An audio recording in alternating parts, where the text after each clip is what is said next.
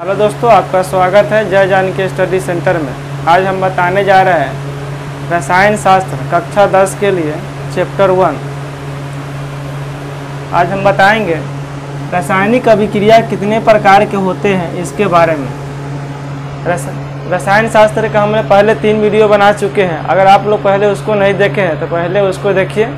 इसके बाद आज हम चौथा वीडियो बनाने जा रहे हैं रासायनिक अभिक्रिया कितने प्रकार के होते हैं इसके बारे में। इससे पहले हमने रासायनिक समीकरण को संतुलित करने के बारे में पूरे बताए हैं, एकदम बेसिक से बताया रासायनिक समीकरण संतुलित कैसे करते हैं इसके बारे में।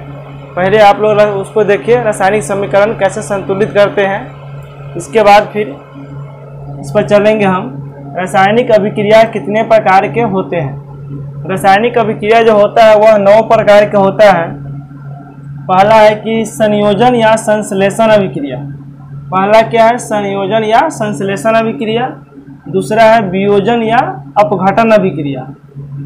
तीसरा क्या है? वैद्युत अपघटन। उससे पहले चलेंगे संयोजन या संश्लेषण अभिक्रिया किसे कहते हैं। तो संयोजन या संश्लेषण का अर्थ क्या होता है? संयोजन का अर्थ होता है कि जुटना। संश्लेषण या संयोजन का अर्थ होता है क्या? जुटना। जुटना होता है। संश्लेषण या संयोजन अभिक्रिया किसे कहते हैं? ऐसा संयोजन अभिक्रिया में होता है जैसे मान लो जुटना हो, जैसे मान लो यहाँ कार्बन है और यहाँ क्या है? ऑक्सीजन है। ये दोनों का जब हम अभिक्रिया करके जोड़ेंगे तो क्या बनेगा? यह CO2 बनेगा। तो यह क्या होता है? संयोजन या संश्लेषण अभिक्रिया। इसका अर्थ ही होता है क्या? जुटना। और दूसरा होता है जस्ट इसका उल्टा होता है वियोजन या अपघटन अभिक्रिया। वियोजन का अर्थ क्या होता है? टूटना। वियोजन या अपघटन का अर्थ होता है टूटना। संयोजन बोले तो जुटना और वियोजन या अपघटन बोले तो टूट जाना। तो यह क्या होता है? टूटता है। जैसे है यहाँ इसको तोड़ेंगे, कैल्शियम CaCO3 कैल्शियम कार्बोनेट। इसको यदि हम गर्म करते हैं तो क्या होता है? यह कैल्शियम ऑक्साइड और क्या होता है? Carbon dioxide. तो यह क्या होता है? टूटता है। तो वियोजन या अपघटन अभिक्रिया करें तो इससे क्या होता है? टूटना। और संयोजन या संश्लेषण बोले तो जुटना। तो टूटना का अर्थ क्या होता है? जैसे इसको गर्म करेंगे तो टूट जाएगा। कैल्शियम कार्बोनेट को तोड़ेंगे तो कैल्शियम ऑक्साइड और कार्बन डाइऑक्साइड में टूट जाएगा। इसके बाद है तो वैद्युत अपघटन। पहले इसको लेकर करके एग्जाम्पल दे रहे हैं, इसके बाद हम इसको परिभाषा के साथ पूरे क्वेश्चन को कराएंगे। पहले क्या है? इसके बाद तीसरा है वैद्युत अपघटन। वैद्युत अपघटन का अर्थ होता है कि जैसे कोई सा अभिक्रिया ऐसा होता है जिसको विद्युत धारा प्रवाहित करने पर वह क्या होता है? टूटता है। विद्युत धारा प्रवाहित करने पर टूटता है, इसको क्या बोलते हैं? वैद्युत अपघटन बोलते हैं। इसके बाद होता है कि एकल विस्थापन। वैद्युत अपघटन क्या होता है इसको जान लेते हैं। जैसे यहाँ पर सोडियम क्लोराइड है, यह क्या प्लस है या माइनस है। इसमें क्या करते हैं? विद्युत धारा देते हैं। क्या देते हैं? विद्युत धारा। विद्युत धारा देने पर क्या किसमें टूटता है? यह प्लस में टूटता है और एक किसमें टूटता है? एक टूटता है माइनस में। यह प्लस माइनस में टूटता है। यहाँ नहीं देंगे। यहाँ क्या होता है? जब तो सोडियम क्लोराइड को विद्युत धारा प्रवाहित करते हैं तो यह सोडियम प्लस में टूटता है या क्लोरीन माइनस में टूटता है। इसके बाद एकल विस्थापन। एकल विस्थापन का होता है कि एक को विस्थापित कर देना। एकल विस्थापन का अर्थ क्या होता है? जैसे अपने से कम क्रियाशील धातु को अधिक क्रियाशील वाला धातु क्या करता है? अपने से कम वाला को विस्थापित करके अपना स्थान ग्रहण कर लेता है। जैसे यहाँ है ये लोहा है और यह यहाँ क्या है? कॉपर सल्फेट है। जब हम इसको क्या एकल विस्थापन करता है कि एक को विस्थापित करता है। एकल विस्थापन होता है जैसे यहाँ लोहा और कॉपर में सबसे अधिक क्रियाशील कौन है? क्रियाशील धातु के बारे में बताए थे। सबसे पहले क्या होता है? पोटेशियम, सोडियम, होता है कैल्शियम,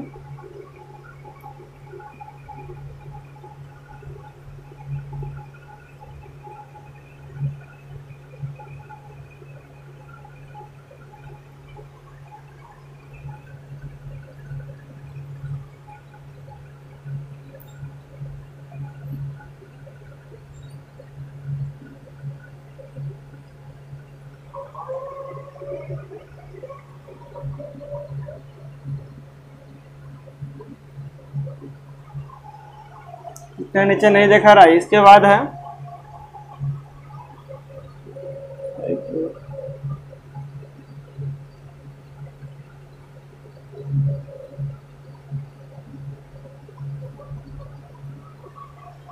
यहाँ तक आ गया। देखो इसका क्या है, सबसे पहला potassium, sodium, calcium, magnesium, aluminium, zinc, इसके बाद क्या है लोहा, आयरन, इसके बाद सीसा, इसके बाद हाइड्रोजन, तब कॉपर, तब क्या है मरकरी, इसके बाद क्या है सिल्वर यानी चांदी, तब सोना, तब प्लेटिनम। तो सबसे ऊपर है वह सबसे क्या है अधिक क्रियाशील। जैसे जैसे वह नीचे आएगा वैसे वैसे इससे क्या होगा क्रियाशील कमते जाएगा। यह कौन सा क्रिया, यह होता है क्रियाशील धातु सक्रियता श्रेणी का यह क्या है रूप है। जैसे इसमें सबसे अधिक क्रियाशील कौन है और कम क्रियाशील कौन है। सबसे अधिक क्रियाशील बोले तो पोटेशियम, इसके बाद सोडियम, फिर कैल्शियम, मैग्नीशियम, एल्युमिनियम। जैसे जैसे नीचे की तरफ आएगा वैसे वैसे क्या होगा इसका क्रियाशील कम होता जाएगा। जो सबसे ऊपर होगा वह अधिक क्रियाशील हो, जो सबसे नीचे होगा वह सबसे कम क्रियाशील धातु होगा। यहाँ आयरन है और कॉपर है। आयरन कॉपर में सबसे अधिक क्रियाशील कौन है, आयरन का है। आयरन यहाँ पर है, यहाँ क्या है आयरन Fe है, यहाँ आयरन है। और कॉपर का है, कॉपर का है नीचे है, कॉपर इधर है। तो इस दोनों में सबसे अधिक क्रियाशील कौन है, ये आयरन है। आयरन क्या करेगा कॉपर को विस्थापित कर देगा। आयरन क्या करेगा कॉपर को निकाल देगा। ये आयरन क्या किया, यहाँ से देखो ये आयरन क्या किया कॉपर को निकाल दिया। आयरन क्या करेगा, यह कॉपर को बाहर निकाल देगा, यह अपना स्थान यहाँ ले लेगा। तो यह हो जाएगा FeSO4 और प्लस में क्या देगा कॉपर। अब यह कॉपर कहाँ का चलेगा, बाहर चलेगा। इसी तरह दूसरा भी एग्जाम्पल ले सकते हैं। जैसे यहाँ सोडियम है और सोडियम यहाँ क्या है एल्युमिनियम है। अगर जिंक ले लो, यहाँ जिंक ले लेते हैं, जिंक और प्लस में क्या लेते हैं कॉपर सल्फेट ले लो, या एल्युमिनियम जिंक सब पे कुछ भी ले सकते हैं। इसमें से यहाँ ले लेंगे कॉपर सल्फेट। इसको जब अभी क्रिया कराएंगे तो यहाँ जिंक है, यहाँ क्या है कॉपर है। तो जिंक कहाँ है, जिंक यहाँ है और कॉपर कहाँ है नीचे है।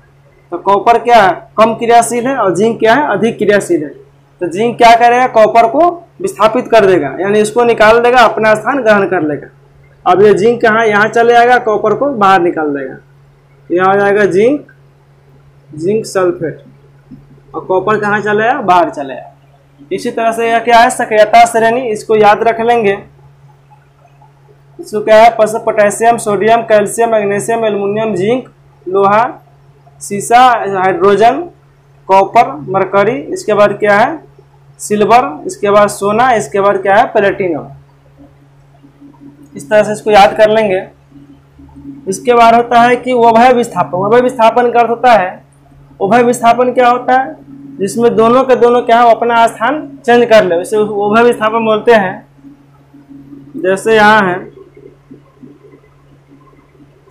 सोडियम क्लोराइड, इसके बाद यहाँ लिख लो सिल्वर नाइट्रेट। इसमें उभय विस्थापन करता है कि जो आयनों का आदान प्रदान करता है, जो यह अपना स्थान दूसरे को देता है और दूसरे अपना ले लेता है। जैसे यह प्लस हुआ या माइनस हुआ, या प्लस है या माइनस है। उभय विस्थापन का होता है कि दोनों का दोनों क्या हो। इसमें क्या था एकल विस्थापन, इसमें एक ही धातु विस्थापित हो रहा था, यहाँ दोनों हो जाएगा। जैसे यह प्लस है तो यह माइनस वाला कहाँ चले जाएगा, यह माइनस वाला इसके पास आ जाएगा। और यह माइनस है, यह माइनस वाला कहाँ चले जाएगा, यहाँ चले जाएगा। देखो यह माइनस, क्योंकि हमेशा प्लस माइनस ही रिएक्शन करता है। तो यह प्लस है और यह क्या है माइनस है। यह दोनों का क्या बना लेगा, यह दोनों रिएक्शन करेगा। यह बनाएगा सोडियम Na2NO3 और प्लस। अब यह का देखो यह माइनस वाला यह प्लस वाला के पास आएगा और यह माइनस वाला ये प्लस वाला के पास जाएगा और क्या बना देगा सिल्वर क्लोराइड बना लेगा। इसको क्या बोलते हैं उभय विस्थापन। इसमें क्या हो रहा है दोनों के दोनों विस्थापित हो रहा है। यह इसको इधर कर दे रहा है और अपना स्थान यहाँ ले रहा है, और यह यहाँ से यहाँ चले जा रहा है। यह माइनस वाला इसके पास आएगा, यह माइनस वाला इसके पास जाएगा। यह क्या कहलाएगा उभय विस्थापन कहलाएगा। इसके बाद है अपक्षेपण अभिक्रिया। अपक्षेपण किसको बोलते हैं, तो उभय विस्थापन का ही दूसरा रूप क्या होता है अपक्षेपण होता है। अपक्षेपण भी सेम इसी तरीके से होते हैं, इसको हम आगे बताएंगे। अपक्षेपण का होता है कि जो अपक्षेपण किसको बोलते हैं, वैसा अभिक्रिया जिसमें कोई पदार्थ विलयन से अलग होकर क्या होता है नीचे बैठता है। जैसे कोई भारी पदार्थ है, जब हम उसको विलयन से क्या विलयन में डालेंगे तो वो क्या होगा पेंदी में जाके नीचे बैठ जाएगा, तो उसको क्या होता है उसको हम बोलते हैं अपक्षेपण। इसके बाद होता है उदासीनीकरण अभिक्रिया। उदासीनीकरण अभिक्रिया क्या होता है? जैसे अम्ल और भस्म, अम्ल के साथ कैसा होता है? खट्टा होता है, और भस्म के साथ कैसा होता है? कड़वा होता है। तो अम्ल और भस्म जब दोनों को आपस में अभिक्रिया कराएंगे तो क्या बनता है? लवण और जल का निर्माण करता है। उसी को क्या बोलते हैं? हम उदासीनीकरण बोलते हैं। क्योंकि अम्ल और भस्म जब दोनों आपस में मिलाएंगे तो कोई क्या हो जाएगा? वह उदास हो जाएगा।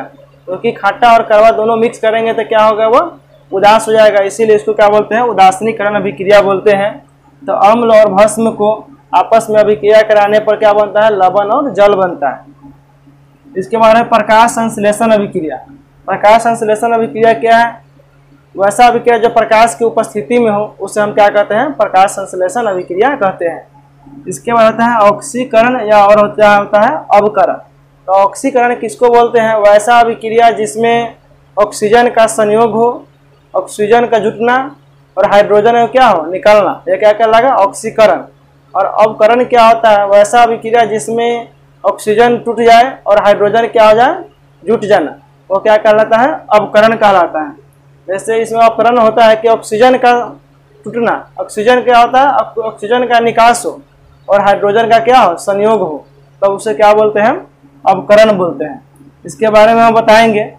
चलो अब इसके क्या करते हैं, एक एक करके हम सभी को परिभाषा के साथ इसका एग्जाम्पल समझेंगे। अब हम संयोजन अभिक्रिया किसे कहते हैं, या वियोजन अभिक्रिया किसे कहते हैं, वैद्युत अपघटन किसे कहते हैं, इसको हम अब क्या करेंगे? परिभाषा के साथ साथ एग्जाम्पल भी समझेंगे। अब हम चलेंगे संयोजन अभिक्रिया, रासायनिक अभिक्रिया के प्रकार हम बता दिए थे। अब हम चलेंगे पहला में, संयोजन या संश्लेषण अभिक्रिया किसे कहते हैं।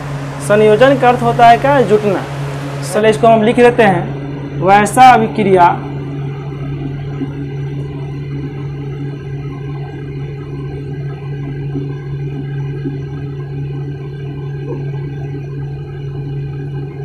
वैसा अभिक्रिया है जिसमें दो या दो से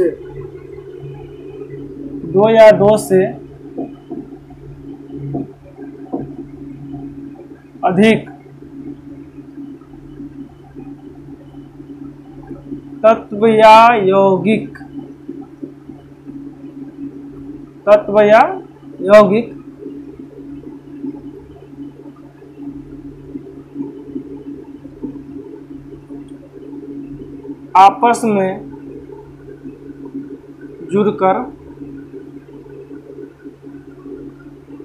आपस में जुड़कर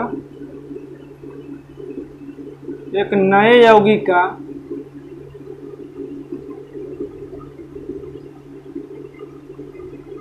यौगिक का निर्माण करता है। एक नए यौगिक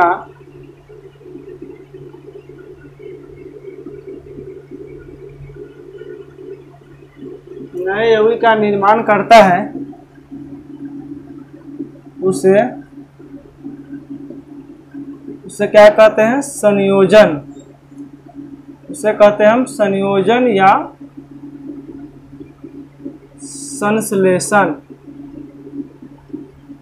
संश्लेषण अभिक्रियाएं कहते हैं। संयोजन या संश्लेषण अभिक्रिया कहते हैं।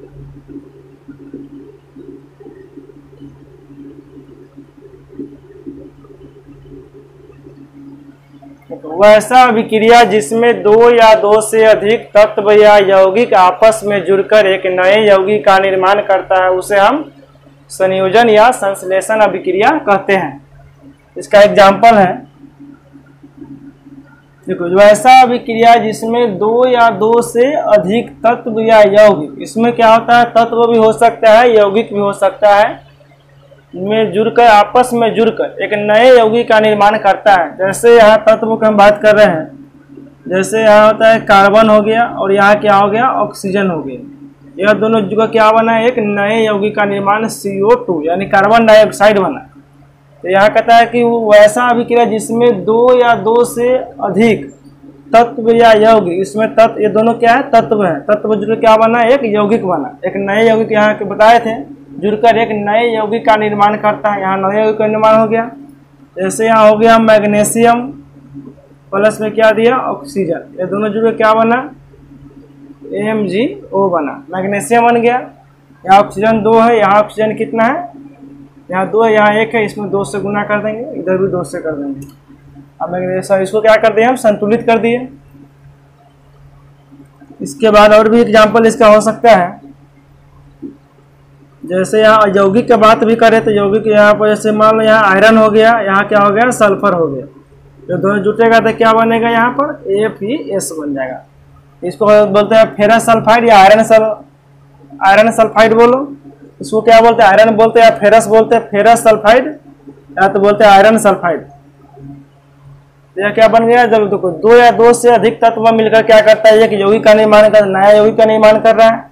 यहाँ 2 या 2 से अधिक तत्व मिलकर क्या करता है, एक नए यौगिक का निर्माण करता है। यहाँ 2 या 2 से अधिक तत्व मिलकर क्या करता है, एक नए यौगिक का निर्माण करता है। तो ऐसा भी क्या है जिसमें 2 या 2 से अधिक तत्व या यौगिक आपस में जुड़कर, अब यहाँ यौगिक के बारे का, यहाँ देखो यहाँ क्या है, दोनों तत्व है, तत्व मिलकर ये क्या यौगिक बनाया, ये दोनों क्या है, तत्व है, तत्व मिलकर क्या बनाया, एक यौगिक का निर्माण किया, नया यौगिक का निर्माण किया। फिर भी यहाँ आयरन है, यहाँ सल्फर है, दोनों क्या है, तत्व है, एक नए यौगिक का निर्माण किया। यहाँ तो बताया था, यहाँ तत्व या यौगिक दोनों में से कोई सा भी एक जुट करके एक नए यौगिक का निर्माण करे तो क्या कहलाएगा, संयोजन या संश्लेषण अभिक्रिया कहलाएगा। यहाँ यौगिक की बात अगर कर रहे हैं, यहाँ मान लो कैल्शियम है, यौगिक में हो तो यहाँ पर कैल्शियम ऑक्साइड हो जाएगा, प्लस क्या है, कैल्शियम प्लस हाइड्रोजन। यहाँ कैल्शियम प्लस क्या है, हाइड्रोजन, ये दोनों जुटेगा तो क्या देगा,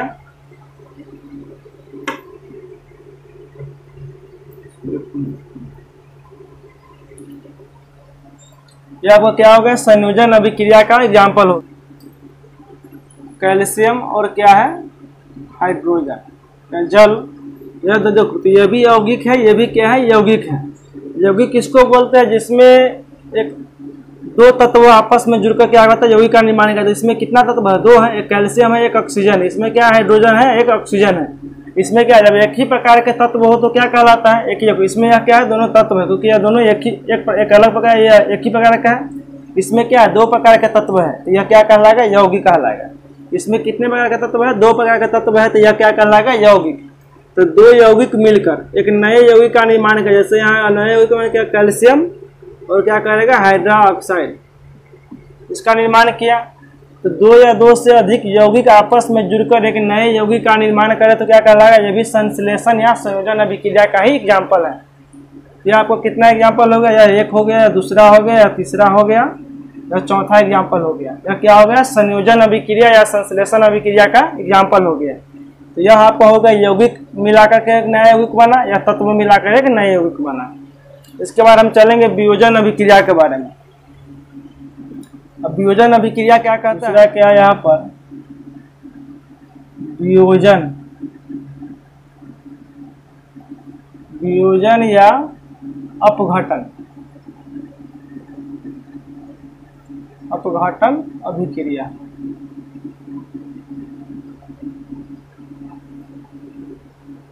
देखो वियोजन क्या है, अपघटन का, अपघटन मतलब क्या होता है कि टूट जाना। संयोजन का अर्थ होता है जुटना, और वियोजन बोले तब या अपघटन, वियोजन का अर्थ से बताए थे, वियोजन क्या होता है, टूटना। तो वैसा अभिक्रिया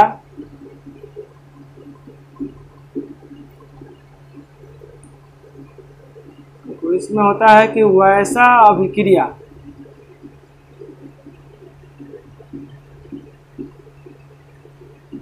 वैसा अभिक्रिया है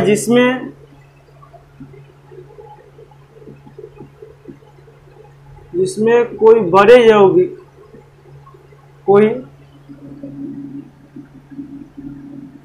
बड़े यौगिक, जिसमें कोई बड़े यौगिक 2 या 2 से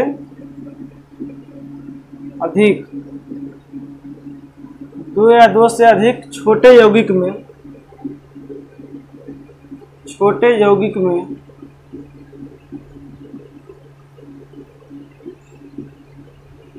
टूट जाए, उससे क्या कहते हैं, वियोजन वियोजन या अपघटन, वियोजन या अपघटन अभिक्रिया कहते हैं। तो वैसा अभिक्रिया जिसमें कोई बड़े यौगिक दो या दो से अधिक छोटे यौगिक में टूट जाए उसे हम वियोजन या अपघटन अभिक्रिया कहते हैं। वियोजन या अपघटन अभिक्रिया कहते हैं।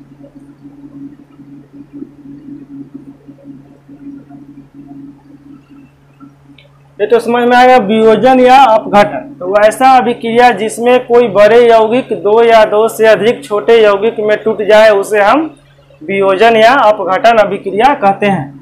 इसका एग्जाम्पल ले रहे हैं।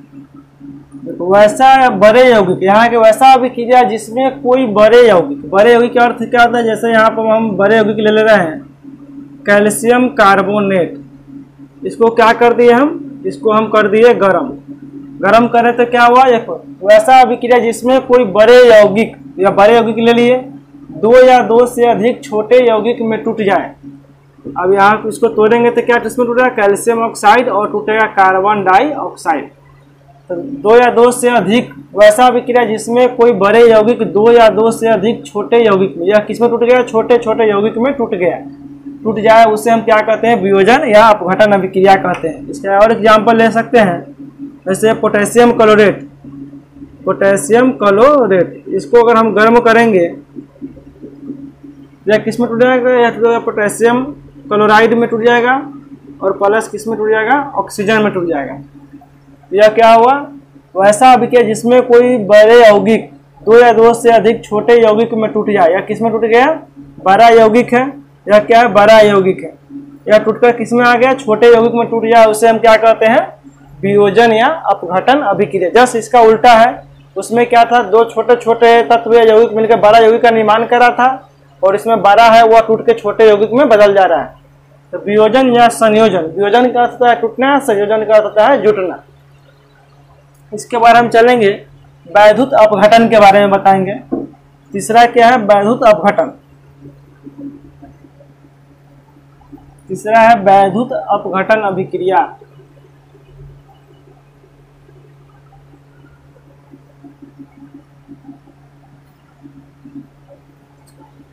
इसके बाद है वैद्युत अपघटन। तीसरा है वैद्युत अपघटन।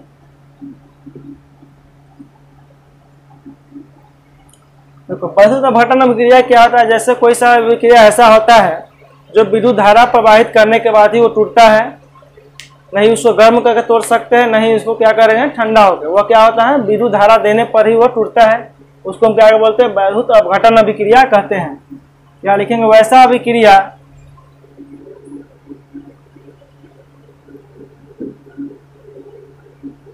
क्या लिखेंगे? वैसा अभिक्रिया, वैसा अभिक्रिया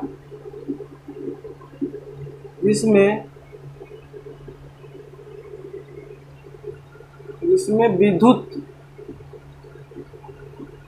विद्युत धारा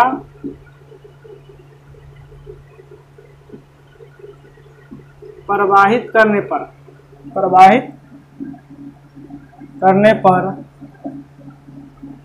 वैसा अभिक्रिया जिसमें विद्युत धारा प्रवाहित करने पर कैथोड और एनोड, कैथोड और एनोड में टूट जाए उसे हम क्या बोलते हैं? वैद्युत अपघटन बोलते हैं। वैद्युत अपघटन, वैद्युत अपघटन अभिक्रिया, वैद्युत अपघटन कहते हैं।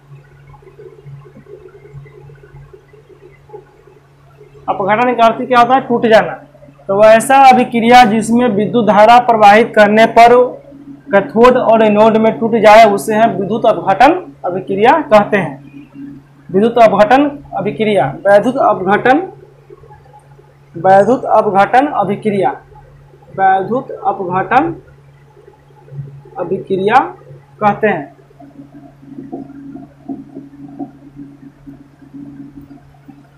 अब इसका भी एग्जाम्पल ले लेते हैं। वैसा अभिक्रिया जिसमें विद्युत धारा प्रवाहित करने पर क्या करने पर कैथोड और एनोड में टूट जाए उसे हम क्या कहते हैं, वैद्युत अपघटन अभिक्रिया कहते हैं।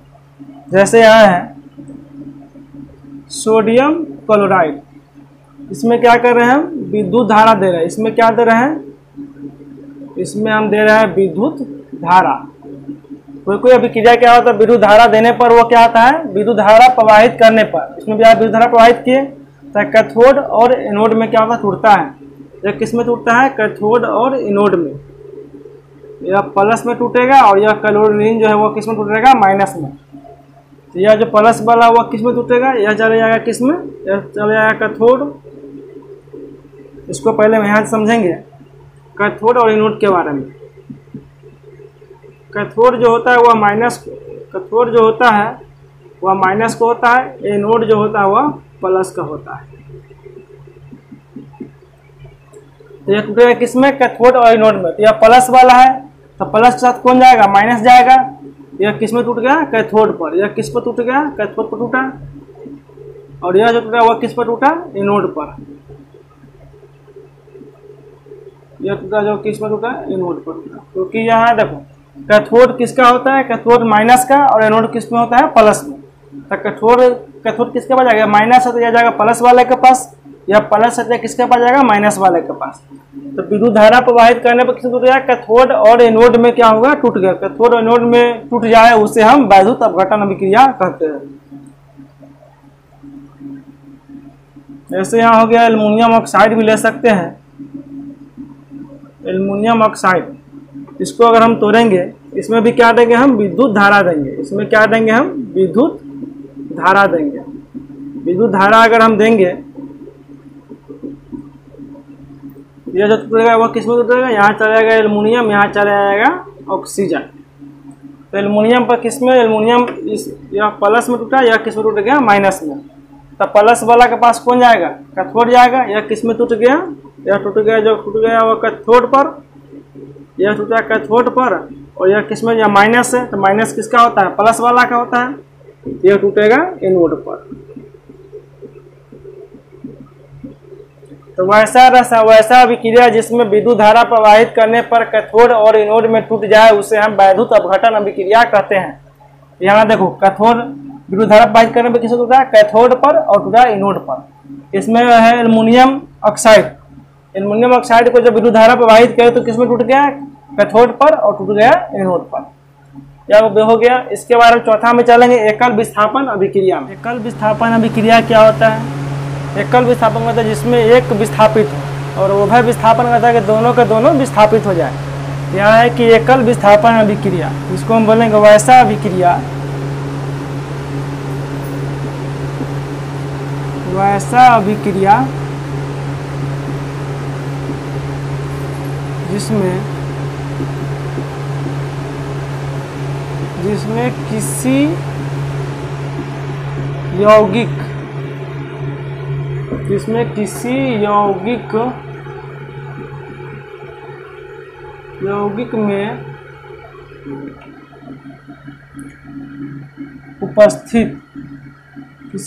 में उपस्थित परमाणु को किसी दूसरे परमाणु द्वारा, वैसा अभिक्रिया जिसमें किसी यौगिक में उपस्थित परमाणु को किसी दूसरे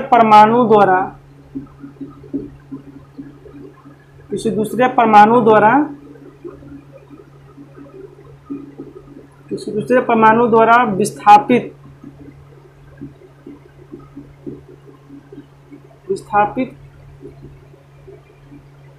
कर दिया जाए, वैसा अभिक्रिया जिसमें किसी यौगिक में उपस्थित परमाणु को किसी दूसरे परमाणु द्वारा विस्थापित कर दिया जाए उसे हम बोलते हैं एकल विस्थापन।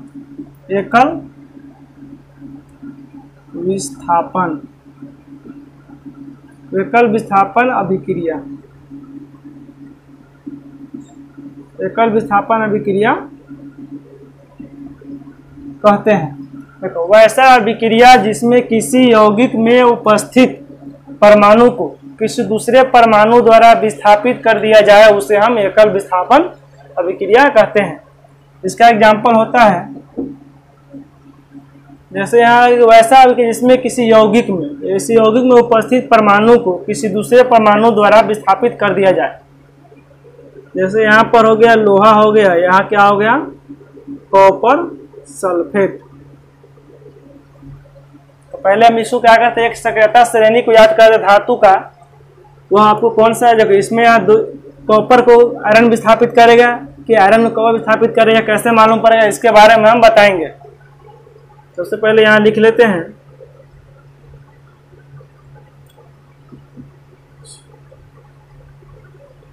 कि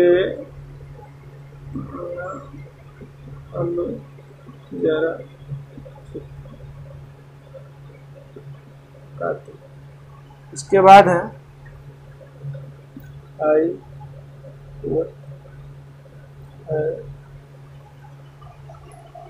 और थोड़ा इसको ऊपर से लिखते हैं, नीचे इसकी जगह नहीं है। यहाँ से लिखते हैं केदारनाथ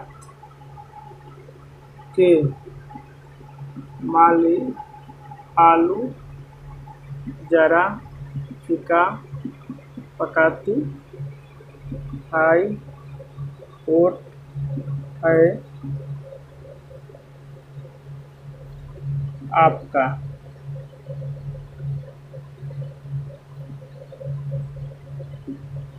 देखो इसका क्या आता है, ट्रिक है। के से क्या होता है केदार, के से क्या हो गया केदार, एन से क्या हो गया नाथ, केदारनाथ के माली, केदारनाथ के माली। एल्युमिनियम का क्या होता है आलू, आलू जरे से जरा, ये फिर से क्या हो गया फीका। केदारनाथ के माली आलू जरा फीका पकाती, आलू जरा फीका पकाती। इसके बाद है हाई, ऐसे हाई, इससे हो गया कोट, हाई कोट है, हाई कोट है, हाई कोट है किसका आपका। आपका हम कैसे लिखते हैं, आपका लिखते हैं ऐसे आप, तो इसको ऐसे लिखते हैं हाई कोट है आप ऐसे लिखाता है। तो ए से क्या हो गया, ए से हो गया सिल्वर, और फिर ए से सिल्वर हो गया, ए से क्या होगा ए हो गया सोना, और पी से क्या हो गया प्लेटिनम। तो हाई कोट क्या है, हाई कोट है, हाई कोट है आपका। केदारनाथ के माली आलू जरा फीका, ए फी से फीका, पीबी से पकाती, ह से हाई, हाई कोट है आपका। आपका है, आपका के लिए क्या हो गया यहाँ लिख सकते हैं आपका, हाई कोट है आपका। अब इसी में क्या होता है, जैसे जैसे नीचे आएगा वैसे वैसे इससे क्रियाशील है क्या होगा कमता जाएगा। जो सबसे ऊपर है वह क्या है अधिक क्रियाशील है, यहाँ पोटेशियम है यह अधिक क्रियाशील है, यह क्या है नीचे है यह सबसे कम क्रियाशील है। तो जो सबसे ऊपर है वह सबसे अधिक क्रियाशील, जो सबसे नीचे है वह कम क्रियाशील। अब यहाँ है कि लोहा है, यहाँ आयरन है, और यहाँ क्या है कॉपर है। यहाँ कहते हैं कि वैसा अभिक्रिया जिसमें किसी यौगिक में उपस्थित परमाणु को किसी दूसरे परमाणु द्वारा विस्थापित कर दिया जाता है। तो दूसरे परमाणु द्वारा जब विस्थापित कर देगा, यहाँ आयरन और कॉपर, आयरन कॉपर में सबसे अधिक क्रियाशील कौन है, आयरन कहाँ पर है, आयरन यहाँ पर है, यह क्या है आयरन है, और कॉपर कहाँ है इसके जस्ट इसके बाद यहाँ पर तीसरे चौथे नंबर पर है, यह क्या है नीचा है। तो यह इसमें अधिक कौन है, आयरन अधिक क्रियाशील है और कॉपर क्या है कम क्रियाशील है। जो जैसे जैसे नीचे आएगा उसका क्रियाशील क्या हो जाएगा कमते जाएगा, और जो ऊपर जाएगा वह क्या होगा अधिक होगा, नीचे वाला कम होगा। तो आयरन अधिक क्रियाशील धातु है और कॉपर क्या है कम है। तो क्या करेगा आयरन क्या करेगा कॉपर को विस्थापित कर देगा और वो अपने स्थान पर इसको यह अपना स्थान बना लेगा। यहाँ क्या होगा, यहाँ से आयरन यहाँ चले आएगा, Fe2SO4 और कॉपर क्या करेगा, विस्थापित कर देगा। यह बताया तो वैसा अभिक्रिया जिसमें किसी यौगिक में, या क्या है, किसी यौगिक में उपस्थित परमाणु को किसी दूसरे परमाणु द्वारा विस्थापित करे। देखो किसी यौगिक में उपस्थित परमाणु क्या, कॉपर है, और किसी दूसरे परमाणु द्वारा, लोहा द्वारा क्या हुआ, इसको विस्थापित कर दिया गया, उसे हम क्या करते हैं, एकल विस्थापन कहते हैं। जैसे यहाँ जिंक हो गया, यहाँ पर क्या होगा, कॉपर सल्फेट हो गया। अब यहाँ देखो जिंक और कॉपर में कौन है, यहाँ कॉपर यहाँ है, जिंक कहाँ है, ऊपर है। यह जिंक जो है, यह जिंक है, यह क्या है, कॉपर। जिंक अधिक क्रियाशील है तो यह कॉपर को विस्थापित करेगा। यह हो जाएगा ZnSO जिंक सल्फेट, और क्या हो जाएगा यहाँ पर, कॉपर फिर क्या चला जाएगा, बाहर चला जाएगा। इसी तरह फिर आगे भी ले सकते हैं, जैसे यहाँ लेंगे कॉपर ले लिए और फिर क्या ले लिए, यहाँ पर सिल्वर नाइट्रेट ले लिए। अब इसमें देखो कॉपर में और सिल्वर में कौन अधिक क्रियाशील है, तो कॉपर कहाँ है, यहाँ है, और सिल्वर कहाँ है, यहाँ पर है। तो सिल्वर जो है चांदी कम क्रियाशील है, और कॉपर क्या है, अधिक क्रियाशील है। तो कॉपर क्या करेगा, चांदी को बाहर निकालेगा, जो अधिक होगा वह अपने से कम वाले को बाहर निकाल देगा। तो यहाँ क्या, कॉपर यहाँ हो जाएगा कॉपर नाइट्रेट, और यह सिल्वर कहाँ चले जाएगा, सिल्वर यहाँ चले जाएगा।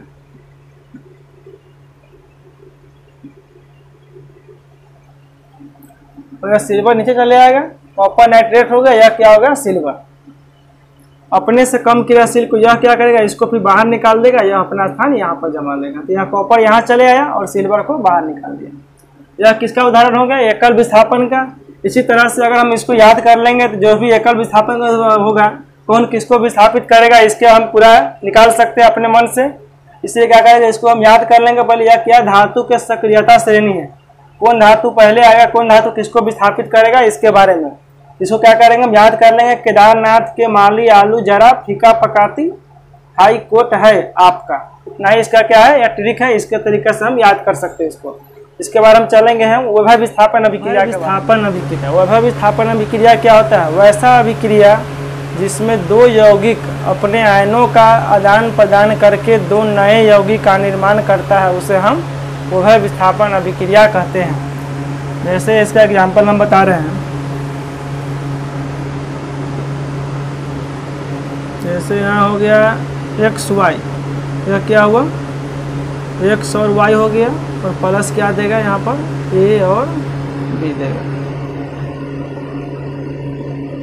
यह पहले वाले को प्लस मान दे, दूसरे को माइनस, फिर पहला को प्लस, दूसरे को माइनस। यह कहता है कि वैसा अभिक्रिया जिसमें दो यौगिक, मान लो यह दो यौगिक है, दो यौगिक अपने आयनों का आदान प्रदान करके, यह दो यौगिक है, यह अपने आयनों का आदान प्रदान करके दो नए यौगिक का निर्माण करता है। दो नए यौगिक का निर्माण करता है, दो यौगिक मिलकर दो नए यौगिक का निर्माण करता है, उससे हम क्या कहते हैं, वैभव विस्थापन कहते हैं। जैसे वैसा इसमें दो यौगिक यह हो गया, और दो यौगिक मिलकर के अपने आयनों का नाम दो नए यौगिक का निर्माण करता है, उसे हम वैभव विस्थापन अभिक्रिया कहते हैं। अब यह प्लस है और यह क्या, माइनस है। यह माइनस वाला किसके पास जाएगा, प्लस वाला के पास जाएगा।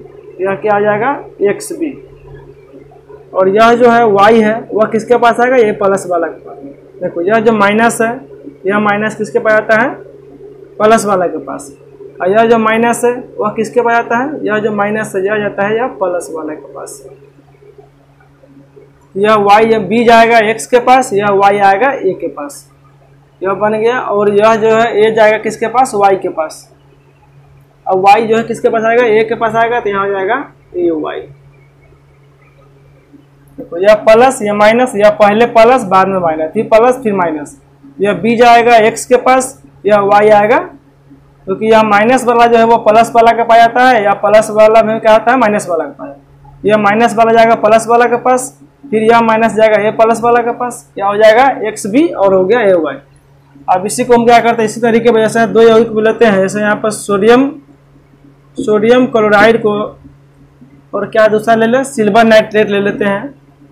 यहाँ ले लिए हम सिल्वर नाइट्रेट, इसको अभी क्या करा रहे हैं। तो यह आपका क्या है, यह प्लस यह माइनस, यह प्लस यह क्या है माइनस। यह जो है यह माइनस किसके पास आएगा, यह प्लस वाला के पास आएगा। तो यह क्या देगा, यह माइनस, यह हो जाएगा सोडियम नाइट्रेट प्लस, अब यह माइनस यह किसके पास जाएगा, प्लस वाला के पास जाएगा। देखो यह इसके पास आएगा और यह इसके पास जाएगा, यह इधर आएगा, यह माइनस वाला इसके पास आएगा, यह माइनस वाला या प्लस वाला के पास जाएगा। इस तरीके से अभिक्रिया होता है। और क्या देगा, यह सिल्वर क्लोराइड दे देगा। यह क्या देगा, सिल्वर क्लोराइड। और भी इसमें एग्जाम्पल है,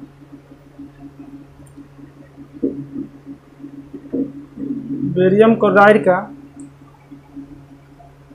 जैसे यहाँ हम हाइड्रोक्लोरिक ले सकते हैं, HCl। हाइड्रोक्लोरिक हमको अभिक्रिया किससे करा देंगे, हम सिल्वर नाइट्रेट से। हाइड्रोक्लोरिक सोडियम क्लोराइड की अभिक्रिया करा देंगे हम सोडियम नाइट्रेट सिल्वर नाइट्रेट से। हाइड्रोक्लोरिक हम लोग कभी क्रिया करा देंगे, जैसे यहाँ पर करा देंगे हम सिल्वर नाइट्रेट से, तो क्या होगा, यह प्लस या माइनस, यह प्लस या माइनस, यह माइनस इसके पास आएगा, इसके पास आएगा तो क्या हो जाएगा, HNO3, और फिर यह जो इसके पास जाएगा यह जाएगा सिल्वर क्लोराइड। इसके बाद ऐसे भी ले सकते हैं, बेरियम क्लोराइड को अभिक्रिया अगर हम कराएंगे, बेरियम क्लोराइड और प्लस होता है बेरियम सल्फाइड, सोडियम सल्फेट, इसके बाद होता है सोडियम सल्फेट। इसको अगर आप क्रिया कराएंगे, देखो यह प्लस या माइनस, यह प्लस या क्या है माइनस, यह माइनस वाला किसके पास आएगा, इसके पास आएगा, और यह माइनस वाला किसके पास जाएगा, यह प्लस वाला के पास जाएगा। तो यह किस में हो जाएगा, बेरियम सल्फेट हो जाएगा, यह हो जाएगा बेरियम सल्फेट। और फिर यह जो है क्लोरीन किसके पास जाएगा, सोडियम के पास जाएगा, यह हो जाएगा सोडियम क्लोराइड। यहाँ क्लोराइड कितना है, 2 है, इसको संतुलित कर देते हैं। यहाँ क्लोराइड कितना है, 2, यहाँ क्लोराइड कितना है, 1। यहाँ क्या करेंगे हम, 2 से यहाँ लिख लेंगे। अब यहाँ सोडियम भी 2 हो गया, यहाँ सोडियम 2 है। इसके बाद सल्फेट कितना है, 1 है, यहाँ भी 1 है, यहाँ बेरियम 1 है, यहाँ भी बेरियम 1 है। इसी तरीके से क्या करते हैं हम, उभय विस्थापन अभिक्रिया के ही एग्जाम्पल है कि वैसा अभिक्रिया जिसमें 2 यौगिक आप अपने आयनों का, देखो इसमें कितना यौगिक है, एक यौगिक एक यौगिक अपने आयनों का क्या करता है, आदान प्रदान, मतलब एक दूसरे को क्या करता है, तुम मेरा ले लो मैं तुम्हारा ले लेंगे, अपने आयनों का आदान प्रदान करके 2 नए यौगिक का, देखो 2 नए यौगिक का निर्माण कर रहा है। वैसा अभिक्रिया जिसमें 2 यौगिक हो गया, अपने आयनों का आदान प्रदान करके 2 नए यौगिक का निर्माण करता है, उससे क्या कहते हैं हम, उभय विस्थापन अभिक्रिया कहते हैं। देखो यहाँ भी 2 यौगिक का निर्माण कर दिया, 2 यौगिक मिलकर के अपने आयन किसको, जैसे प्लस माइनस है ना, इसको हम आयन बोलते हैं, या धन आयन या ऋण आयन, आयनों का आदान प्रदान करके 2 नए यौगिक का निर्माण करता है, उससे क्या कहते हैं हम, उभय विस्थापन अभिक्रिया कहते हैं। इसमें और सारे एग्जाम्पल है, उसको हम लेकर बना सकते हैं। इसके बाद हम चलेंगे उभय विस्थापन। चलिए अब हम बातें करेंगे अपक्षेपण के बारे में। अपक्षेपण अभिक्रिया क्या होता है इसके बारे में। अपक्षेपण अभिक्रिया, देखो वैसा अभिक्रिया जिसमें कोई ठोस पदार्थ विलयन से अलग होकर अपक्षेप के रूप में नीचे बैठ जाता है, उसे हम क्या कहते हैं, अपक्षेपण कहते हैं। अपक्षेपण का मिट्टी पानी का घोल है, वो घोल में क्या जो ठोस पदार्थ होगा वह कहाँ बैठता है, नीचे बैठता है। यही वहाँ का अपक्षेपण का अर्थ होता है कोई ठोस पदार्थ। अपक्षेपण किसको बोलते हैं, जैसे कोई ठोस पदार्थ होगा उसको हम मिट्टी में घोल देंगे तो वह क्या होगा, विलयन से अलग होकर नीचे पेंदी में बैठता है ना। जैसे वैसा अभिक्रिया जिसमें कोई ठोस पदार्थ विलयन से अलग होकर अपक्षेप के रूप में नीचे बैठ जाता है, उसे अपक्षेपण अभिक्रिया कहते हैं। जैसे यहाँ है पानी में अगर हम मिट्टी को घोलेंगे तो जो ठोस पदार्थ होगा वह कहाँ आता है, नीचे चले जाता है, वो नीचे जाकर क्या करता है, बैठ जाता है, उसी को हम क्या कहते हैं, अपक्षेपण कहते हैं। जैसे इसका एग्जाम्पल है अपक्षेपण के, सोडियम क्लोराइड हुआ, इसको हम किससे अभिक्रिया करा देंगे, सिल्वर नाइट्रेट से अभिक्रिया कराएंगे। यह तुम्हारा क्या है, यह प्लस या माइनस, यह प्लस या माइनस, यह माइनस वाला इसके पास जाएगा, तो यह क्या देगा, सोडियम नाइट्रेट। यह सेम जैसा उभय विस्थापन अभिक्रिया और अपक्षेपण अभिक्रिया दोनों क्या है, जैसे उसका उल्टा सेम है। और यह माइनस वाला यह किसके पास जाएगा, सिल्वर के पास जाएगा, तो यह बनेगा सिल्वर क्लोराइड। तो सिल्वर क्लोराइड, सिल्वर क्या होता है, चांदी होता है, चांदी क्या होता है, ठोस होता है। तो वह कहाँ अपक्षेपण का हम बताए थे। अपक्षेपण का क्या होता है, जब भी अपक्षेपण रहेगा, अपक्षेप बोले तो तीर नीचे में, अगर गैस है तो क्या होगा, गैस होगा तो तीर ऊपर में, क्योंकि गैस ऊपर जाता है। अपक्षेप क्या होता है, अपक्षेप मतलब क्या होता है, ठोस पदार्थ कहाँ आता है, नीचे बैठता है, इसीलिए क्या होता है उसको तीर चीज जो होता है वह नीचे की तरफ होता है। तो यह क्या है, सिल्वर क्लोराइड, वह क्या है, एक ठोस पदार्थ है, वह कहाँ चले आया, नीचे चले आया। इसको क्या होता है, यह आपको क्या हो गया, अपक्षेप हो गया। यह जो है आपका अपक्षेप।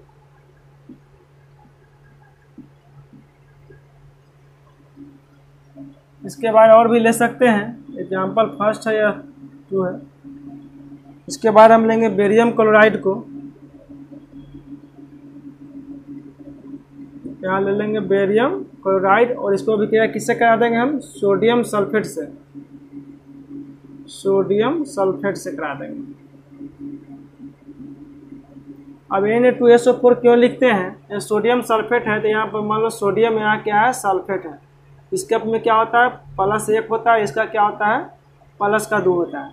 यह वाला जो आयन है इसके पास आता है, यह वाला आयन इसके पास जाएगा।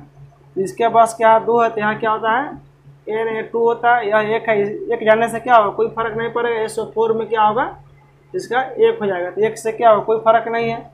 इसके लिए हम लिखते हैं Na2SO4। अब इसको अगर हम अभिक्रिया कराएंगे तो यह क्या है, यह देखो इसमें भी क्या है, यह प्लस है, यह प्लस, यह माइनस, यह प्लस, यह माइनस, यह माइनस वाला इसके पास आएगा, यह आएगा तो क्या देगा, यह बेरियम सल्फेट देगा, और यह माइनस जो है वो ये प्लस वाला के पास आएगा, यह क्या देगा, सोडियम क्लोराइड देगा। तो इसमें अपक्षेप आपका कहाँ है, इसमें जो है अपक्षेप कौन है, बेरियम सल्फेट है, वह क्या है, अपक्षेप है, क्योंकि यह ठोस होता है। तो ठोस कहाँ आता है, ठोस पर हमेशा कहाँ बैठता है, नीचे बैठता है, यह चले जाएगा नीचे। तो यह क्या बन गया, बेरियम सल्फेट, यह क्या हो गया आपका अपक्षेप हो गया, यह क्या हो गया, अपक्षेप। इसी तरह और सा एग्जाम्पल है, इसको हम लेकर बना सकते हैं। यह आपका 2 एग्जाम्पल हम दे दिए किसका, अपक्षेपण का। वैसे अपक्षेपण क्या है, वैसा अपक्षेपण को जैसा हम कोई ठोस पदार्थ है उसको अपक्षेप बोलते हैं। तो अपक्षेपण अभिक्रिया जब भी कहे तो वैसा अभिक्रिया जिसमें कोई ठोस पदार्थ विलयन से अलग होकर नीचे क्या होता है, अपक्षेप के रूप में नीचे बैठ जाता है, उसे हम अपक्षेपण कहते हैं। अपक्षेपण का 2 एग्जाम्पल दे दिए, सोडियम क्लोराइड और सिल्वर नाइट्रेट। जब इस दोनों अभिक्रिया करता है तो सोडियम नाइट्रेट देता है और सिल्वर क्लोराइड देता है। सिल्वर क्लोराइड क्या होगा, सिल्वर वाला चांदी, चांदी क्या होता है, ठोस होता है, वह क्या होता है, भारी होता है, वह कहाँ आएगा, नीचे आएगा। तो सिल्वर क्लोराइड नीचे चले गया। इसके बाद बेरियम क्लोराइड और क्या है, सोडियम सल्फेट। जब ये दोनों अभिक्रिया किया तो क्या बन गया, बेरियम सल्फेट, और क्या बन गया, सोडियम क्लोराइड। तो बेरियम सल्फेट क्या होता है, ये भी ठोस होता है, वह कहाँ चले गया, नीचे। तो नीचे का जब भी जाएगा तो उसका तिरछी क्या होगा, नीचे। जब गैस होगा तो गैस हमेशा कहाँ आता है, ऊपर, उसका तिरछी होगा ऊपर। इसके बाद हम चलेंगे, अब 6ठा हो गया। इसके बाद चलेंगे 7वां में, उदासीनीकरण अभिक्रिया के बारे में। चलिए अब हम बातें करेंगे उदासीनीकरण अभिक्रिया किसे कहते हैं, इसके बारे में। उदासीनीकरण अभिक्रिया क्या होता है, वैसा अभिक्रिया जिसमें कोई अम्ल किसी भस्म के साथ अभिक्रिया करके लवण और जल का निर्माण करता है, उसे हम उदासीनीकरण अभिक्रिया कहते हैं। देखो वैसा अभिक्रिया जिसमें कोई अम्ल किसी भस्म के साथ अभिक्रिया करके लवण और जल का निर्माण करता है, उसे हम उदासीनीकरण अभिक्रिया कहते हैं। जैसे है कि वैसा अभिक्रिया जिसमें कोई अम्ल, जैसे यहाँ होता है कि अम्ल और क्या है, भस्म। अम्ल और भस्म जो है, अम्ल किसी भस्म के साथ अभिक्रिया करके क्या बनाता है, लवण, और क्या देता है साथ में, जल देता है। अम्ल और भस्म, अम्ल और क्या है, भस्म। अम्ल और भस्म जो है दोनों मिलकर क्या करता है, लवण और जल का निर्माण करता है। यह क्या कर रहा है, लवण और जल का निर्माण। जब भी अम्ल, उदासीनीकरण का अर्थ होता है कि अम्ल और भस्म, जब अम्ल के स्वाद कैसा होता है, खट्टा, और भस्म के स्वाद कैसा होता है, कड़वा। जब अम्ल और भस्म जब दोनों मिलेगा तो क्या हो जाएगा, कोई सा भी कड़ा हो वह क्या हो जाएगा, उदास हो जाएगा। इसीलिए हम इसको बोलते हैं उदासीनीकरण। क्योंकि यह खट्टा होता है, यह क्या होता है, कड़वा होता है। जब खट्टा कड़वा दोनों जब मिलेगा तो कोई क्या होगा, कलर को उदास कर देगा, उदास कर देगा, तो इसीलिए हम बोलते हैं इसको उदासीनीकरण। तो वैसा अभिक्रिया जिसमें कोई अम्ल किसी भस्म के साथ अभिक्रिया करके क्या बनता है, लवण और जल का निर्माण करता है, उसे हम उदासीनीकरण अभिक्रिया कहते हैं। और भस्म और अम्ल क्या होता है इसके बारे में बताएंगे, या पहले हम अम्ल के बारे में बतला दे रहे हैं। या अम्ल कैसा होता है, जैसे होता है HCl, यह अम्ल हो गया। H2SO4 यह अम्ल हो गया। HNO3 यह क्या हो गया, अम्ल हो गया। H2CO2 यह अम्ल हो गया। H2CO3 यह अम्ल हुआ। इसके बाद है H3PO4 यह हो गया फॉस्फिक अम्ल। यह क्या होगा, कार्बोनिक अम्ल। यह क्या होगा, कार्बोनिक अम्ल। इसको होगा नाइट्रोइक अम्ल। यह होगा सल्फ्यूरिक अम्ल। यह हो गया हाइड्रोक्लोरिक अम्ल। यह अम्ल हो गया। इसके बाद हम चलेंगे भस्म पर। भस्म क्या होता है, देखो जिसके पहले में जिसके आगे H लगा रहे वह क्या होता है, अम्ल होता है। देखो इस सब का आगे में क्या है, H है। जिसके आगे में H लगा हो तो वह क्या होगा, अम्ल होगा। और जिसके लास्ट में जिसके बाद में क्या लगा हो वो H लगा हुआ भस्म होगा। जैसे यहाँ हो गया NaOH। इसके बाद है KOH। इसके बाद है NH4OH। यह सब क्या हो गया, भस्म हो गया। इसके बाद होता है भस्म का और भी एग्जाम्पल है CaOH। ये सभी क्या है, भस्म है। जिसके लास्ट में OH लिखा रहे वह क्या, देखो इसके लास्ट में क्या है, OH है। इसके लास्ट में OH है तो यह क्या हो गया, भस्म हो गया। यह भस्म हो गया। यह क्या होगा, जिसके पहले अगर आगे H लगा रहे तो अम्ल, और जिसके लास्ट में OH लगा रहे तो वह भस्म। तो यहाँ कहता है कि अम्ल और भस्म अभिक्रिया करते क्या बनता है, लवण और जल बनाता है। तो एक अम्ल ले लेते हैं, एक क्या लेते हैं, भस्म ले लेते हैं। अम्ल में क्या ले लेंगे हम, HCl ले लेंगे, HCl। और भस्म में क्या ले लेंगे हम, NaOH। अब यह जो दोनों अभिक्रिया किया था क्या बन गया, लवण और जल बन गया। तो लवण और जल बन गया। देखो यह प्लस होता है, यह माइनस, यह प्लस, यह माइनस। यह जो प्लस, यह माइनस किसके पास जाएगा, इसके पास जाएगा, और यह माइनस इसके पास जाएगा। तो इसमें पहले क्या लिखाता है, जब भी अम्ल भस्म होता है तो पहले क्या होता है, जल बाद में लिखेंगे। देखो यह इसके पास जाएगा तो यह क्या बनेगा, देखो यहाँ OH है, यहाँ H है, यह दोनों मिलकर क्या बनाएगा, जल बनाएगा। यह दोनों मिलकर क्या बनाएगा, जल बनाएगा।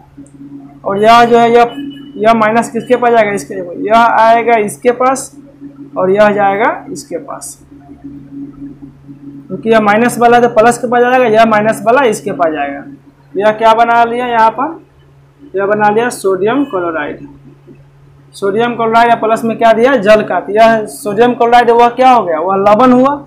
और यह H2 वो क्या हो गया, जल हो गया। इसी तरह दूसरा भी ले सकते हैं, या पहला लिए यह ले लिए, और यहाँ इससे भी बना सकते हैं। सल्फ्यूरिक अम्ल अगर हम लेंगे, क्या है, H2SO4। इसका अभिक्रिया किससे करा देंगे हम, KOH से करा दो, KOH। इसको अभिक्रिया किया, यह प्लस, यह माइनस, यह प्लस, यह माइनस।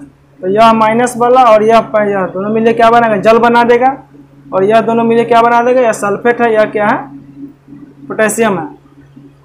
यह बनाएगा K2SO4 बना देगा, और यह क्या बना देगा, जल बना देगा। यह K2SO4, यहाँ पर K अकेला, यहाँ पर K2 क्यों लिखा है, क्योंकि यहाँ पर जो होता है यह K है, इसके पावर में आयन क्या होता है, 1 होता है, इसके 1 होता है, और इसका क्या होता है, SO4 का क्या होता है, प्लस का 2 होता है। यह 2 इसके पास आएगा, यह 1 इसके पास आएगा, तो यह हो जाएगा K2SO4।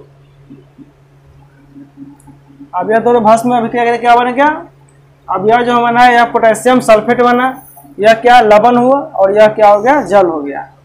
इसी तरह सबको लेकर बना सकते हैं। अब इसको लेकर इसको ही बना सकते हैं हम। अब यहाँ ये दोनों से भी बना सकते हैं, यहाँ पर कैल्शियम सल्फेट लिख सकते हैं, यहाँ पर इसको बना सकते हैं। जैसे यहाँ पर हो गया हाइड्रोजन सल्फ्यूरिक अम्ल और प्लस में क्या है कैल्शियम हाइड्रोक्साइड। कैल्शियम हाइड्रोक्साइड है, इसका क्या है होल ट्वाइस। अब यह प्लस है, यह माइनस, यह प्लस, यह माइनस, ये फिर इसके पास जाएगा तो क्या बनाएगा जल बना देगा, और यह क्या बनाएगा कैल्शियम सल्फेट बना देगा।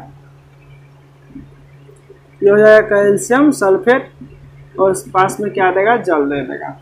तो क्या वो OH या H2 यह दोनों मिले क्या बना देगा जल बना लेगा, और यह कैल्शियम और सल्फेट मिल देगा, क्योंकि यह माइनस है, यह इसके पास जाएगा, यह माइनस इसके पास जाएगा, कैल्शियम सल्फेट हो गया और यह क्या हो गया जल हो गया। तो जब भी अम्ल और भस्म जब आपस में अभिक्रिया करे तो क्या बनेगा लवण और जल। यह जो बन रहा है वह सब क्या बन रहा है लवण बन रहा है, यह जो बन रहा है वह क्या बन रहा है जल बनेगा। तो जब भी आगे अगर H लिखा हो तो अम्ल और बाद में अगर OH लिखा हो तो भस्म। यह क्या हो गया उदासीनीकरण अभिक्रिया का उदाहरण हो गया। उदासीनीकरण कहते किस वैसा अभिक्रिया जिसमें कोई अम्ल किसी भस्म के साथ अभिक्रिया करके लवण और जल का निर्माण करता है, उसे हम उदासीनीकरण अभिक्रिया कहते हैं। अब हम अगला चलेंगे, 7वां हो गया, 8वां चलेंगे हम प्रकाश संश्लेषण के बारे में। प्रकाश रासायनिक अभिक्रिया। प्रकाश रासायनिक अभिक्रिया किसे कहते हैं वैसा अभिक्रिया जो प्रकाश के उपस्थिति में हो उसे हम प्रकाश रासायनिक अभिक्रिया कहते हैं। जैसे यहाँ प्रकाश के उपस्थिति में होता है उसे हम प्रकाश रासायनिक अभिक्रिया कहते हैं। जैसे यहाँ प्रकाश रासायनिक अभिक्रिया जैसे पेड़ पौधा हो गया तो वह क्या होता है प्रकाश की उपस्थिति में ही अपना क्या करता है खाना बनाता है।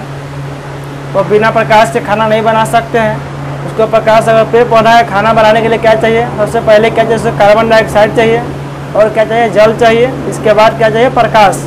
तो अब क्या करता है वह प्रकाश की उपस्थिति में अपना खाना तैयार कर लेता है। तो वह वायुमंडल से क्या लेता है कार्बन डाइऑक्साइड ले लेता है और पृथ्वी के अंदर से क्या लेता है जल लेता है, और इसके बाद क्या लेता है वह सूर्य का प्रकाश। इसके बाद क्या लेता है सूर्य का प्रकाश, सूर्य के प्रकाश लेता है और तब क्या करता है वह खाना। जब भी जो होता है पेड़ पौधा अपने के पत्ते में क्या पाया जाता है क्लोरोफिल। क्लोरोफिल के कारण वह क्या रहता है हरा रहता है। ऐसे मनुष्य के खून में क्या पाया जाता है हीमोग्लोबिन के कारण वह क्या होता है लाल होता है। उसी तरह पेड़ पौधे के जो पत्ते हरे होते हैं वह किसके कारण होते हैं क्लोरोफिल के कारण हरे होते हैं। यहाँ जो होता है वह सूर्य के प्रकाश लेता है और क्या लेता है क्लोरोफिल, और इसके बाद लेता है क्लोरोफिल। क्लोरोफिल क्या है क्लोरोफिल जो होता है वह कहाँ पाया जाता है पेड़ पौधे के पत्ते में पाया जाता है। तो क्लोरोफिल क्यों पाया जाता है क्योंकि यह जो है ना सूर्य के प्रकाश को क्लोरोफिल क्या करता है आकर्षित करता है, वह खींचता है। जैसे यहाँ पर कार्बन डाइऑक्साइड लिया और हाइड्रोजन लिया क्या लिया जल लिया, और सूर्य के प्रकाश के उपस्थिति में क्या करता है वह क्लोरोफिल के सहायता से क्या करता है सूर्य के प्रकाश को खींचता है और तब क्या करता है अपना खाना तैयार करता है। तो खाना जो बनता है वो क्या बनता है ग्लूकोज बनता है C6H12 और क्या होता है O6 और प्लस में क्या देता है ऑक्सीजन देता है। जो खाना बनता है वो क्या बनता है ग्लूकोज। ग्लूकोज बना लिया और इसके बाद यहाँ क्या बना लेता है ऑक्सीजन, और क्या देता है ऑक्सीजन देता है। ऑक्सीजन दे दिया तो हमें क्या चाहिए देखो जब पेड़ पौधा जब अपना खाना बनाता है तो उसमें क्या होता है ग्लूकोज होता है और क्या होता है ऑक्सीजन क्या होता है देता है। वही ऑक्सीजन क्या करते हैं मनुष्य लेता है और कार्बन डाइऑक्साइड छोड़ता है। तो जो हम लोग कार्बन डाइऑक्साइड छोड़ते हैं वह पेड़ पौधा का काम होता है, और जो पेड़ पौधा अपना खाना बनाता है और ऑक्सीजन देता है वह मनुष्य का काम होता है। इसीलिए क्या होता है यहाँ पर जो होता है कार्बन डाइऑक्साइड और जल की सहायता से क्या करते हैं पेड़ पौधा अपना सूर्य के प्रकाश की उपस्थिति में खाना बनाता है और क्या बनाता है C6H12O6 कहता है ग्लूकोज, और साथ में क्या रहता है ऑक्सीजन।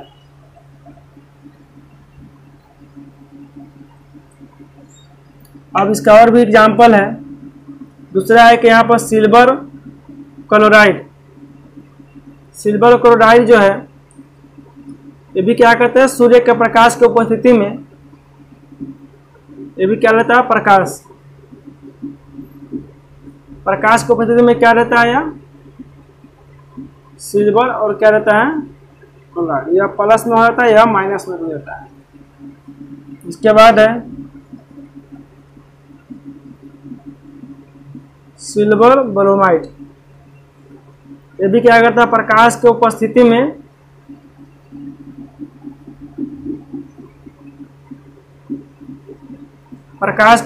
में टूटता है। और किस में टूटता है, यह सिल्वर क्लोराइड, और बीच में टूटता है ब्रोमाइड में,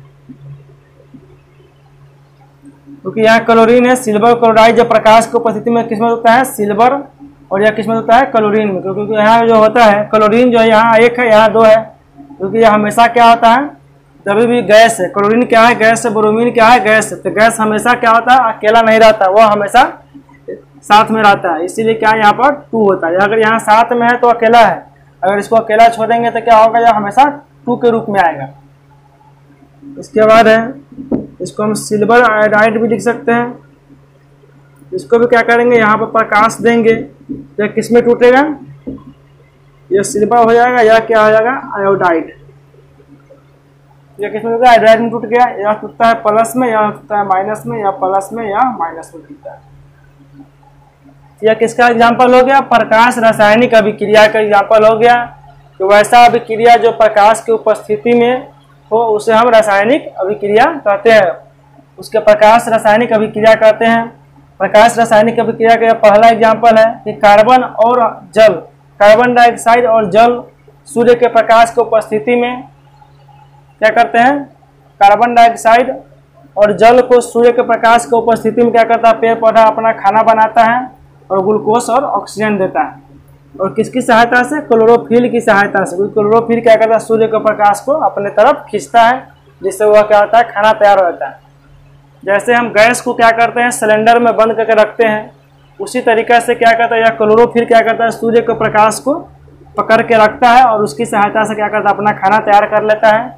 जैसे हम गैस को पकड़ते हैं, उससे क्या करता है, अपना खाना तैयार करते हैं। उसी तरह क्लोरोफिल क्या करता है, वह सूर्य के प्रकाश को पकड़ता है और पेड़ पौधा अपना खाना तैयार कर लेता है। अगर हम इसे संतुलित करें तो यहाँ क्लोरीन कितना है, 2 है, यहाँ क्लोरीन कितना है, 1 है। इसको संतुलित करने के लिए क्या करेंगे, यहाँ पर हम 2 लगा देंगे। अब यहाँ सिल्वर भी 2 हो गया, तो यहाँ भी सिल्वर क्या करेंगे, 2 कर देंगे। यहाँ देखो ब्रोमीन कितना है, 2 है, यहाँ कितना है, 1 है। यहाँ पर क्या डाल देंगे, 2 डाल देंगे। फिर यहाँ पर क्या हो जाएगा, 2 हो जाएगा। यहाँ पर आयोडाइड कितना है, 2 है, यहाँ 1 है। यहाँ पर क्या कर 2 लाने के लिए यहाँ 2 से गुना करेंगे, यहाँ 2 डाल देंगे और यहाँ भी 2 हो जाएगा। यह क्या होगा, संतुलित हो गया।